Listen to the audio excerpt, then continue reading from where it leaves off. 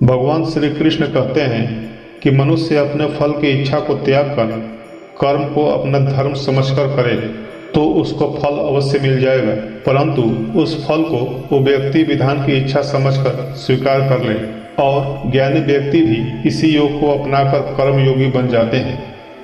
धन संपत्ति एक झटके में, सुंदरता एक बीमारी में और मान सम्मान केवल एक गलती में खत्म हो जाता है। इसीलिए इन चीज़ों का कभी अहंकार नहीं करना चाहिए। ईश्वर कभी किसी का भाग्य नहीं लिखता। जीवन के हर कदम पर हमारी सोच, हमारा व्यवहार और हमारे कर्म ही हमारा भाग्य लिखते हैं। तुम उसके लिए शोक करते हो जो शोक करने योग्य नहीं है और फिर भी ज्ञान की बातें करते हो। बुद्धिमान व्यक्ति ना जीवित और ना ही मृत व्यक्ति के लिए शोक करते हैं। जब तक इंसान को अपनों से ठोकरें न मिले, इंसान तब तक सबको अच्छा और सच्चा समझता है, और जब अपनों से ठोकरें मिलती है तो होश में आता है। जीवन ना कल में है ना आज में है, जीवन इस पल में है। इस पल का अनुभव ही जीवन है। हम दुनिया से कभी शांति नहीं पा सकते जब तक हम खुद अंदर से शांत न हो। मनुष्यों को मोह माया में पड़कर अपने कर्तव्यों को नहीं भूलना चाहिए। मनुष्य की इच्छाएं अनंत है। यदि इच्छाएं पूरी नहीं होती तो क्रोध बढ़ता है और इच्छा पूरी होती है तो लोभ बढ़ता है। इसीलिए जीवन के हर स्थिति में धैर्य बनाए रखें तथा इच्छाएं सीमित रखें। हमारी आस्था की परीक्षा तब होती है जब हम जो चाहें वो ना मिले और फिर भी हमारे दिल से प्रभु के लिए शुक्रिया ही निकले। दया होनी चाहिए, कमजोरी नहीं। ज्ञान होनी चाहिए, अहंकार नहीं। माता पिता बनना अत्यंत सुखद अनुभव है। उत्साह से जीवन जीना और स्वयं पर महारत हासिल करना खुशी देता है।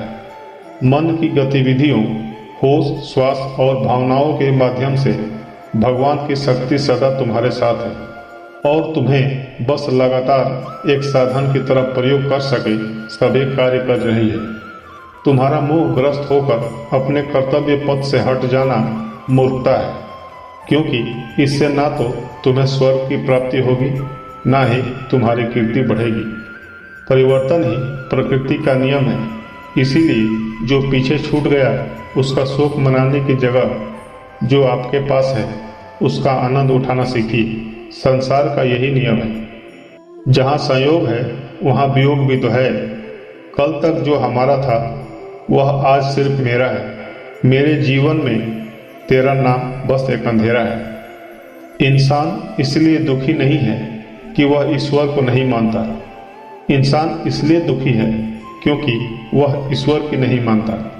व्यक्तित्व को बदलने से मन का विकार नहीं निकलता।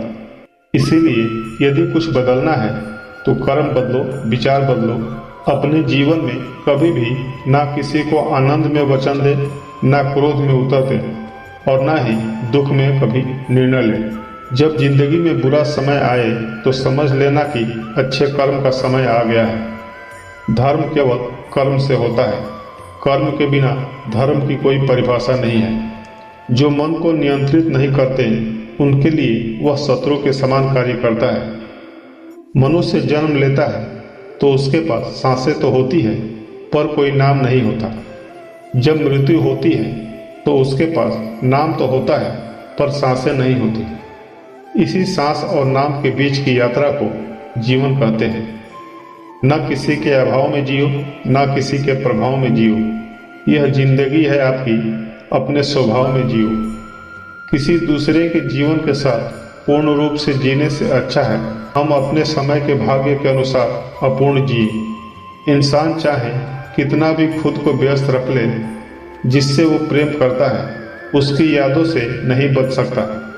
सुख दुख का आना जाना सर्दी गर्मी के आने जाने के जैसा ही है। इसीलिए इन्हें सहन करना सीखना ही उचित है। कर्मयोगी अपने मन और बुद्धि की शुद्धि के लिए ही अपने शरीर, मन, बुद्धि और इंद्रियों के साथ असक्ति रहित होकर कर्म करते हैं।